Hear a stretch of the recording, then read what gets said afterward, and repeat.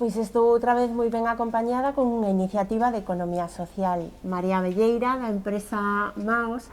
Contádenos un pouco a que se dedica a vosa empresa, a vosa iniciativa empresarial. Ben, pois Maos é unha cooperativa pequeniña que traballa sobre todo no ámbito da cultura. E aí temos establecidos como tres ámbitos de acción.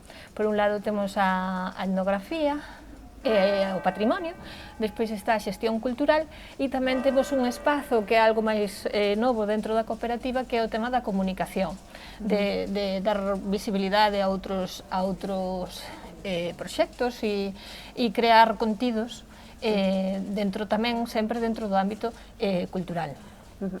Onte na mesa de debate saliu un tema moi interesante que ás veces costa visualizar que a cultura é unha industria. Cousa que non se discute en outros ámbitos, como podía ser o da biotecnoloxía, do que tamén falamos, pero sí que nos pode costar un pouco máis tal. Iniciativas como a vosa son precisamente moi visuales nese sentido, porque facedes unha profesionalización e ofrecedes e axudades a outras empresas do sector cultural a ter esa imaxe e eses servicios totalmente de profesionalidades. Pensades que costa todavía entender que a industria cultural é unha industria? Non sei, eu penso que cada vez tamén está máis asentada, non? Hai moitas iniciativas novas que están nacendo ao redor da cultura, algunhas xa consolidadas, e sí que foi ao mellor un pouco difícil ao principio, pero na miña opinión eu creo que cada vez está máis valorizado e sí que se poden facer moitas cousas novas, porque a empresa tamén achega outras perspectivas, pode propoñer outro tipo de traballos que igual sen ese labor non se terían feito, non? Sen non houvese unha iniciativa como a nosa, unha cooperativa ou cualquier outro formato de empresa. Os formatos da economía social, polo menos en Compostela, son bastantes habituais na industria cultural. Por que escollestes este formato no vosso caso de cooperativa? Para nós estaba moi claro xa desde o momento en que nos puxemos a pensar en como queríamos a empresa.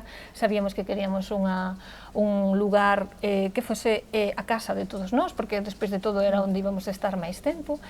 Entón queríamos que todos fósemos iguais, tivésemos a mesma capacidade de decisión, que os roles estivesen repartidos. Tamén tiñamos moi claro que queríamos que o noso traballo fose que repercutise socialmente dunha maneira ou doutra, non? Creando novas propostas e que pudesen incidir socialmente. E despois xa no noso día a día procuramos tamén establecer relacións con outras entidades semellantes. Apostamos sempre por colaborar con outras cooperativas, tamén apostamos por buscar os servizos que se nos fornecen, que sexa a través tamén da economía social. Esa era algo que como que non había unha opción a discutilo. Non houbo debate. Non houbo debate. Pois parabéns por ese modelo, porque é un modelo que vos enriquece a vos, pero tamén ao tecido social e económico que vos circunda. Moitas gracias pola vosa participación nesta feira e moitos máis anos de proxectos de éxito. Ojalá, grazas.